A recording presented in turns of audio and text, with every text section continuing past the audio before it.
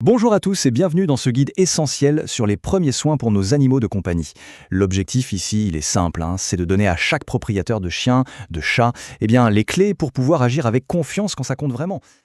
Alors, on va commencer par une situation que, franchement, tout propriétaire redoute. On rentre à la maison et là, on voit que quelque chose cloche avec notre compagnon.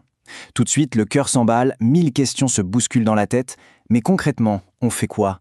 Par où on commence? Alors pour y voir plus clair, on va structurer tout ça en 4 grandes étapes. D'abord, on va apprendre à vérifier les signes vitaux.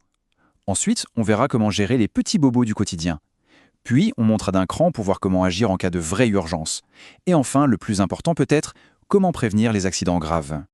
Allez, on attaque tout de suite avec la première partie, vérifier les signes vitaux. C'est la base de tout, vraiment.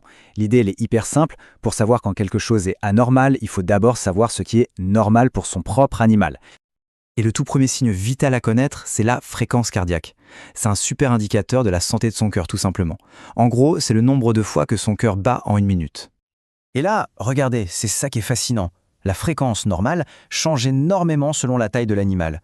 Un grand chien, par exemple, peut avoir un cœur qui bat tranquillement à 60 pulsations par minute. Alors qu'un chat, lui, peut monter jusqu'à 140. Et c'est tout à fait normal. C'est une sacrée différence, non? Bon, après le cœur, passons aux poumons. Logique. On va regarder la fréquence respiratoire. Là aussi, c'est très simple, c'est le nombre de fois où sa cage thoracique se soulève en une minute. Attention, il faut bien sûr le mesurer quand l'animal est au repos, bien calme. Et là encore, on voit un peu la même logique que pour le cœur. Les chats et les petits chiens respirent plus vite, jusqu'à 30 fois par minute, alors que les grands chiens, eux, ont une respiration beaucoup plus lente, plus posée. Ok, troisième signe vital super important, la température. Alors la norme pour un chien ou un chat, c'est autour de 38,5 degrés. Mais attention, petite subtilité. Pour certaines races, comme les huskies et autres chiens nordiques, leur température normale est un peu plus basse, plutôt vers 37,5. C'est le genre de détail qui a son importance. Maintenant, on passe à un outil de diagnostic, mais alors d'une puissance incroyable et que tout le monde a sous la main. La couleur des gencives.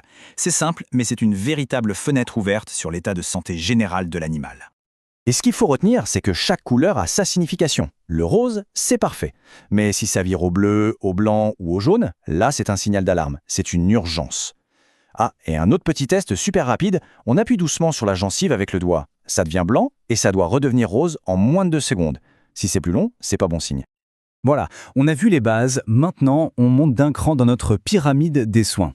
On va s'attaquer aux petits mots du quotidien et voir les premiers gestes qui peuvent vraiment apaiser et aider. Alors, imaginons, petit trouble digestif, vomissement, diarrhée, pas de panique. Souvent, la première chose à faire, c'est de mettre le système digestif au repos.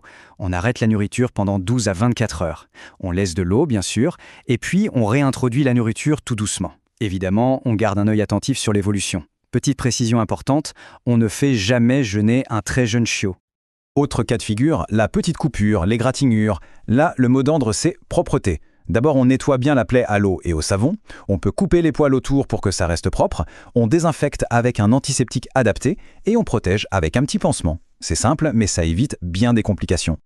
Et si le thermomètre grimpe au-dessus de 39,5 degrés?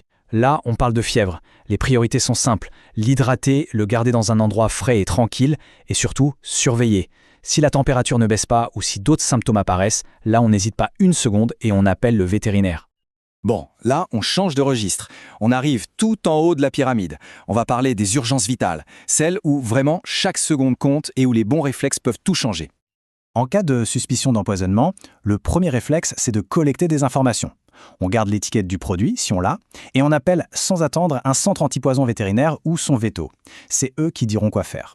On entend parfois parler de charbon activé, mais attention, on ne donne jamais, au grand jamais, quoi que ce soit sans l'avis d'un professionnel. Face à une crise de convulsion, c'est très impressionnant, mais la priorité absolue, c'est la sécurité. On dégage tout ce qui est autour de l'animal pour éviter qu'il ne se blesse, et surtout, on ne cherche pas à le toucher ou à le retenir. Une fois la crise passée, on le laisse reprendre ses esprits tranquillement et on appelle le vétérinaire. Ensuite, les hémorragies. Il y a celles qu'on voit, les externes. Là, le réflexe, c'est de comprimer la plaie avec un linge propre. Mais il y a aussi les plus sournoises, les hémorragies internes. Les signes, une fatigue extrême, des gencives qui deviennent toutes pâles. Si on voit ça, c'est une urgence vétérinaire immédiate. Là, attention, on va parler d'une des pires urgences qui existent, surtout pour les grands chiens, la dilatation-torsion de l'estomac. Pour faire simple, l'estomac gonfle et se tord sur lui-même. C'est une bombe à retardement et une véritable course contre la montre s'engage. Et cette course contre la montre, elle a un nom, ou plutôt un chiffre. 4 heures, c'est tout. C'est le temps qu'on a pour intervenir et tenter de sauver l'animal. Passé ce délai, malheureusement, les chances de survie sont quasi nulles.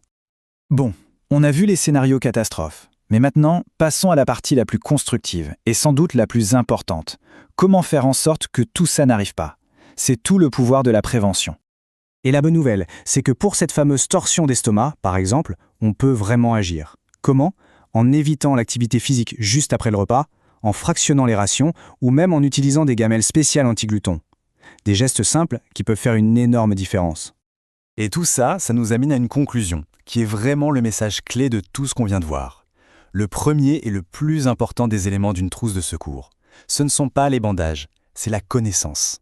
Finalement, être préparé, ça change tout. Ça transforme un propriétaire qui pourrait être paniqué et impuissant en la toute première ligne de défense pour son animal. C'est ça, le vrai pouvoir. Savoir quoi faire et surtout savoir à quel moment le faire.